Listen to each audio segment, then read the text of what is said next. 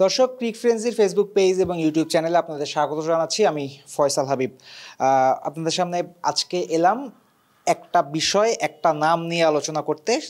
বিষয়টা হলো বাংলাদেশের কোচ, নামটা হলো চান্ডিকা হাথুরুসিংহে সিংহে। চান্ডিকা হাথুরুসিংহের সিংহের ভবিষ্যৎ কি বাংলাদেশে? বিসিবি প্রেসিডেন্ট ফারুক আহমেদ তিনি অলমোস্ট ঘোষণা দিয়েই দিয়েছেন যে হোয়াট এভার ইট ইজ, টাকা লাগলেও আমি চান্ডিকা হাথুরুসিংহেকে দেশের ক্রিকেটার খুব বেশি দিন রাখতে চাই না। On the other hand Hathuru কিন্তু ডেলিভার করেছেন, পাকিস্তানে বাংলাদেশকে প্রথমবারের মতো টেস্ট জিতিয়েছেন চান্ডিকা হাথুরুসিংহে। তাই সব মিলিয়ে ব্যাপারটা এখন কোন পরিস্থিতিতে দাঁড়িয়ে আছে, চান্ডিকার ভবিষ্যৎ কি, চান্ডিকাকে কি বরখাস্ত করা হবে কিনা কোচের দায়িত্ব থেকে, নাকি চান্ডিকাই নিজ থেকে রিজাইন করে ফেলবেন, এই ধরনের যত প্রবাবল ব্যাপার স্যাপার আছে বা যত থিওরি আছে সেসব নিয়েই আমি আজ আলাপ আলোচনা করব। ফার্স্ট অফ অল, যদি পিন্ডি টেস্ট থেকেই শুরু করি, তাহলে পিন্ডি টেস্ট বাংলাদেশ 10 উইকেটের দাপুটে জয় পেয়েছে। এটা নিয়ে আলাপ আলোচনা উল্লাস সব কিছুই হচ্ছে, কিন্তু কোথাও আপনি চান্ডিকা হাথুরুসিংহের নামটা শুনবেন না। অথচ এই টেস্ট জেতার পেছনে আমি পার্সোনালি বিশ্বাস করি হাথুরুসিংহে ওয়াজ আ ভাইটাল ক্যারেক্টার। কারণ যদি আপনি টেস্টের প্যাটার্নটা ফলো করেন, ফার্স্টে বাংলাদেশ টস জিতে বোলিং করেছে, বোলিংয়ে বাংলাদেশ 6 উইকেট ফেলিয়েছে পাকিস্তান, এরপর পাকিস্তান ডিক্লেয়ার দিয়েছে, এই পর্যন্ত সব কিছু ঠিকঠাক ছিল। কিন্তু এরপরে যখন বাংলাদেশ ব্যাটিং করেছে এবং যে প্যাটার্নে বাংলাদেশ ব্যাটিং করেছে, ঠিক সকালের সেশনটা ডিফেন্ড করা, দিনের শেষ সেশনটায় একটু মেরে খেলার চেষ্টা করা, লিটনের দায়িত্বই ছিল একটু মারা, আবার সাকিবের দায়িত্বই ছিল একটু মেরে খেলা, অন দ্য আদার হ্যান্ড সাদমানের দায়িত্বই ছিল ডিফেন্ড করা, ব্লক করা, মুশফিকের দায়িত্বই ছিল ব্লক করা। সেশনের শুরুর দিকে দেখে দেখে খেলেছে ব্যাটাররা, কিন্তু সেশনের পরের দিকে যখন বোলাররা বেশ টায়ার্ড হয়ে গেছে তখন ব্যাটাররা ঠিকই রানের জন্য খেলেছে, ঠিকই বড় বড় শট খেলার চেষ্টা করেছে।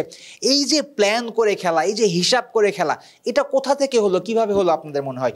আমি 100% নিশ্চিত, এবং এটা খুবই স্বাভাবিক ঘটনাও বটে, যে এই ধরনের যে ছোট ছোট ইনপুটগুলো, এই বুদ্ধির খেলাগুলো, হিসাবের খেলাগুলো, এগুলো কোচই প্লেয়ারদের সাপ্লাই করে।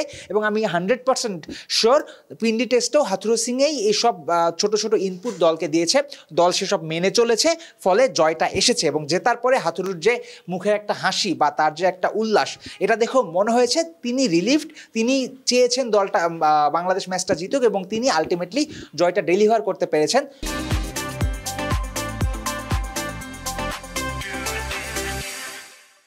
কিন্তু খুবই আনফর্চুনেট ব্যাপার যেটা, সেটা হলো দেশের ক্রিকেটে, দেশের গণমাধ্যমে, সোশ্যাল মিডিয়ায় কোথাও হাথুরুকে সামান্য পরিমাণে ক্রেডিটও আমি দিতে দেখিনি, Warsaw he was one of the vital characters in this test.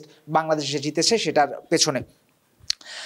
যদিও এই সোমবারে বাংলাদেশ টেস্ট জেতার পরের দিন বাংলাদেশ ক্রিকেট বোর্ডের ডিরেক্টর নাজমুল আবেদিন ফাহিম স্যার তিনি হাথুরুকে একটা ক্রেডিট দিয়েছেন, বলেছেন ড্রেসিং রুম এখন বেশ শান্ত আছে, এবং ড্রেসিং রুমে এই ভালো পরিবেশ বজায় রাখার পেছনে চান্ডিকা হাথুরুসিংহের ক্রেডিট কিন্তু আছে।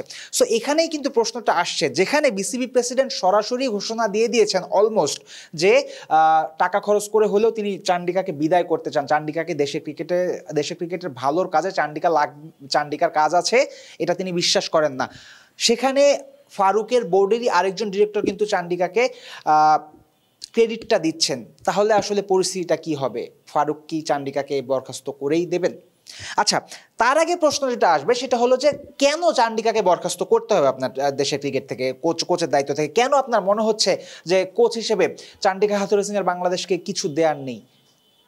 বিশ্বাস করুন আর না করুন, আপনি যদি পরিসংখ্যান দেখেন তাহলে আপনার মানতেই হবে চান্ডিকা হাথুরুসিংহে রেকর্ড ওয়াইজ বাংলাদেশের সেরা কোচ। টেস্ট ক্রিকেট দিয়ে যদি আপনি শুরু করেন, তাহলে টেস্ট ক্রিকেটে বাংলাদেশ 12টা দলের মধ্যে 10টা দলের এগেনস্টে বাংলাদেশ জিতেছে, 2টা দলের এগেনস্টে জেতেনি, সাউথ আফ্রিকা আর ইন্ডিয়া।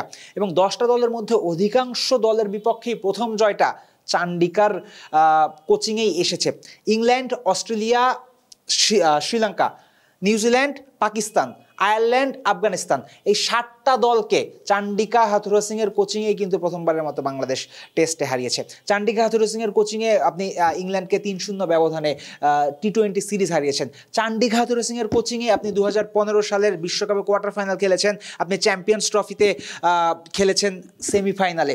সো আপনি যদি দেখেন যে রেজাল্ট ডেলিভার করতে পারছেন কিনা, সেক্ষেত্রে চান্ডিকার কোনো দোষ নেই। চান্ডিকা তাহলে দোষ আরেকটা যেটা শোনা যায় সেটা হলো যে তিনি ড্রেসিং রুমে এক নায়কতন্ত্র চালান, তিনি চান তার ড্রেসিং রুমে তিনি শুধু কথা বলবেন। অনেকটা ব্যাপারটা চাক দে ইন্ডিয়া সিনেমা যারা দেখেছেন সেখানে শাহরুখ খানের বলা একটা ডায়লগের মতো। শাহরুখ খান কিন্তু ওখানে একটা কথা বলেন যে একটা ড্রেসিং রুমে একটাই গুন্ডা থাকতে পারে, এই ড্রেসিং রুমে গুন্ডাটা আমি। চান্ডিকা সম্ভবত এই ধরনের স্ট্র্যাটেজি মেনে চলেন, তিনি চান তার ড্রেসিং রুমে তিনি ছাড়া আর কেউ কথা বলবেন না, তিনিই হবেন সর্বে সর্বা। এই অভিযোগটা চান্ডিকা হাথুরুসিং এর এগেনস্টে আসে, সাবেক ক্রিকেটাররাও এই অভিযোগটা আনেন। চান্ডিকার অধীনে যারা ক্রিকেট খেলেছেন বাংলাদেশ দলে তারাও রিসেন্টলি মুখ খুলেছেন চান্ডিকার নামে যে চান্ডিকা এমন এমন এমন এমন করেন। হ্যাঁ, আমি মেনে নিচ্ছি এটা সত্যি কথা, চান্ডিকা একনায়কতন্ত্র বিশ্বাস করেন বা তিনি একনায়কতন্ত্র ধরনের কালচার হয়তোবা চালাতে পছন্দ করেন। কিন্তু আমার প্রশ্ন হলো চান্ডিকার অধীনে এই মুহূর্তে যারা আছে, অর্থাৎ ন্যাশনাল টিমের কারেন্ট স্কোয়াডে যারা আছে, তাদের যদি এই চান্ডিকার অধীনে খেলতে কোনো সমস্যা না হয়, তারা যদি চান্ডিকার অধীনে নিজেদের স্যাটিসফাই মনে করে, তাহলে তো অন্য কারো সমস্যা থাকার কথা না, রাইট? এখন প্রশ্ন হলো বর্তমান স্কোয়াডের প্লেয়াররা চান্ডিকার অধীনে খুশি কিনা। আমি যতদূর বডি ল্যাঙ্গুয়েজ দেখেছি অথবা ক্রিকেটারদের সাথে চান্ডিকার যেমন সম্পর্ক দেখেছি, যেভাবে যে কোনো ক্রিকেটার, জুনিয়র মোস্ট ক্রিকেটার থেকে সিনিয়র মোস্ট ক্রিকেটার যেভাবে নির্দ্বিধায় যে কোনো মুহূর্তে চান্ডিকার সাথে গিয়ে কথা বলেন আমি দেখেছি, আমার মনে হয়েছে এই মুহূর্তে বাংলাদেশ দলের প্লেয়ারদের চান্ডিকা হাথুরুসিং এর কর্তৃত্ব নিয়ে, তার কোচিং নিয়ে খুব বেশি সমস্যা সম্ভবত নাই। এবং চান্ডিকা রেজাল্টও ডেলিভার করছেন, চান্ডিকার অধীনে বাংলাদেশ টেস্টে ভালো খেলছে। তাহলে এই মুহূর্তেই চান্ডিকাকে কি কোচ থেকে বরখাস্ত করা, স্যাক করা খুব বেশি জরুরি? আমার কাছে জরুরি মনে হয় না। এবং আরও একটা যেটা বিষয় সেটা হলো যে যে কোচ আপনাকে ডেলিভার করছে রেজাল্ট, এরপরেও যদি আপনি সেই কোচকে বের করে দিতে চান, তাহলে একটাই কারণ থাকতে পারে, সেটা হলো যে আপনার পার্সোনাল কোনো গ্রাজ থাকতে পারে সেই কোচের এগেনস্টে, আপনার ব্যক্তিগত কোনো সংঘাত থাকতে পারে আপনার সেই কোচের এগেনস্টে। এবং যতদূর জানা গেছে বা ইন্ডাস্ট্রিতে যার তার সাথে কথা বলে যতটুকু বুঝছি, ব্যাপারটা এরকমই। বাংলাদেশ ক্রিকেট বোর্ডের বর্তমান প্রেসিডেন্ট ফারুক আহমেদের এই চান্ডিকা হাথুরুসিংয়ের সাথে ব্যক্তিগত একটা ঝামেলা আছে, ব্যক্তিগত একটা রেষারেষি আছে। সেখান থেকেই ফারুক আহমেদ কিন্তু বিসিবি প্রেসিডেন্ট হিসেবে জয়েন করার আগেই এই কথা বলেছিলেন, আমি প্রেসিডেন্ট হলে হাথুরুকে রাখার কথা ভাববো না। এখন এখানে যেটা প্রশ্ন আসবে সেটা হলো যে with great power comes great responsibility. Faruque Ahmed এখন একটা বড় পাওয়ারে আছেন, তিনি বিসিবির প্রেসিডেন্ট।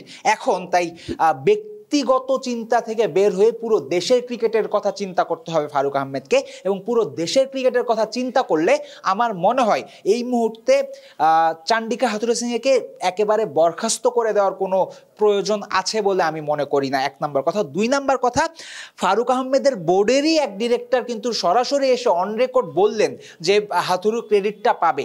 এবং এই বোর্ড কর্তার এরকম স্টেটমেন্টের পরও যদি আপনি হাথুরুকে স্যাক করেন, বরখাস্ত করেন, তাহলে কিন্তু এই প্রশ্নটা আসবে যে ফারুক আহমেদ একা স্বউদ্যোগী হয়ে নিজে একনায়কতন্ত্র চর্চা করে হাথুরুকে বরখাস্ত করছেন কিনা।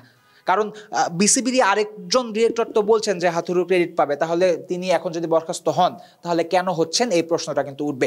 সব মিলিয়ে আমার যতটুকু মনে হয় ফারুক আহমেদ হয়তোবা ব্যক্তিগত কোনো রেশ থাকলে সেটা আপাতত ভুলে যাওয়ার চেষ্টা করবেন, গ্রেটার বেটারমেন্টের কথা চিন্তা করে সব বিসিবির অন্যান্য পরিচালকদের সাথে অবশ্যই আলাপ আলোচনা করবেন। সব মিলিয়ে হয়তোবা চান্ডিকা হাথুরুসিংকে যে স্যাক করে দেওয়ার একটা গুঞ্জন উঠছে, রুমার উঠছে যে একেবারে বরখাস্ত করে দেওয়া হবে, সম্ভবত তেমনটা বিসিবি করতে চাইবে না। এবং আরও একটা যেটা কারণ সেটা হলো সামনে কিন্তু ব্যস্ত সূচি আছে।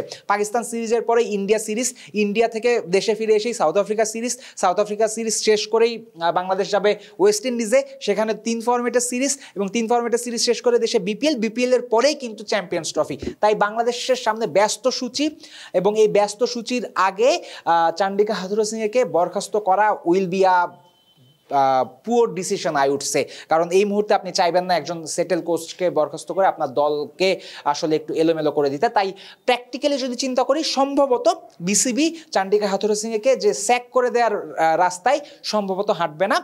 চান্ডিকা হাথুরুসিংয়ের কন্ট্রাক্ট আছে 2025-এর ফেব্রুয়ারি পর্যন্ত, অর্থাৎ চ্যাম্পিয়ন্স ট্রফি পর্যন্ত। অ্যাটলিস্ট চ্যাম্পিয়ন্স ট্রফি পর্যন্তই সম্ভবত হাথুরু থাকবেন। বিসিবি চ্যাম্পিয়ন্স ট্রফি পর্যন্তই সম্ভবত হাথুরুকে রাখতে চাইবে। আর ওই চ্যাম্পিয়ন্স ট্রফি শেষ হলে চুক্তি নবায়ন হবে কিনা এই প্রশ্নের সরাসরি উত্তর না, তখন হয়তো বা চুক্তি নবায়ন হবে না চান্ডিকা হাথুরুসিংয়ের সাথে। তাই বিসিবি এখনই হয়তো বা স্যাক করছেন না হাথুরুকে, কিন্তু চুক্তি শেষ হয়ে যাওয়ার পরে সম্ভবত হাথুরু দেশের ক্রিকেট থেকে একেবারে বিদায় নিয়ে নেবেন। এই হলো আপাতত উপর থেকে দেখলে এটাই হওয়ার কথা প্রবাবল রেজাল্ট এই চান্ডিকা হাথুরু সিং এর টপিক নিয়ে। কিন্তু এখানে আরও একটা পয়েন্ট আছে, সেই পয়েন্টটা হলো চান্ডিকা হাথুরু সিং তিনি কিন্তু বেশ ইগোইস্টিক একটা পার্সন, তিনি বেশ স্বাধীনচেতা একজন মানুষ এবং তিনি বেশ তার ইগোটাও সবসময় মাঝে মধ্যেই চান্ডিকার ইগো নিয়ে কথাবার্তা হয়।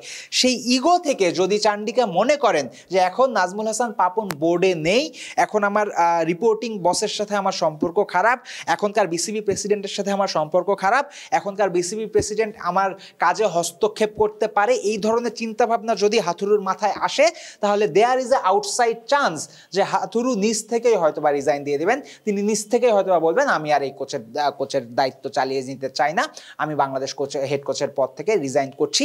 এমনটা হওয়ারও কিন্তু একটা ক্ষীণ সম্ভাবনা আছে।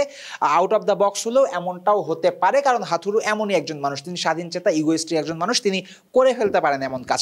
কিন্তু এমনও যদি হয় হাথুরু নিজ থেকেও যদি এই মুহূর্তে দায়িত্ব ছেড়ে দেন বাংলাদেশ ক্রিকেটের, তবুও বাংলাদেশ ক্রিকেটেরই লস হবে। কারণ সামনে যেমনটা একটু আগে বললাম, ব্যস্ত সূচি, টেস্ট আছে, ওয়ান ডে আছে, টি-20 আছে, অনেক খেলা, একের পর এক খেলা। এই মুহূর্তে একজন কোচ চলে গেলে, নতুন কোচ আসলে অনেক উথাল পাথাল হয়, অনেক কিছু নতুনভাবে তৈরি করতে হয়, সেই সময় এবং সুযোগটা কিন্তু বাংলাদেশের কাছে নেই। তাই হাথুরু যদি রিজাইন করেন, সেটাও দেশের ক্রিকেটের জন্য মঙ্গলজনক কিছু হবে না। সো আলটিমেটলি এই মুহূর্তে কি হতে পারে? আলটিমেটলি যেটা হতে পারে, পাকিস্তান থেকে বাংলাদেশ দল যখন দেশে ফিরবে, তখন আমার মনে হয় বোর্ড প্রেসিডেন্ট ফারুক আহমেদের সাথে বাংলাদেশ জাতীয় দলের head coach Chandika Hathurusingha এর একটা 1-to-1 মিটিং হওয়া দরকার।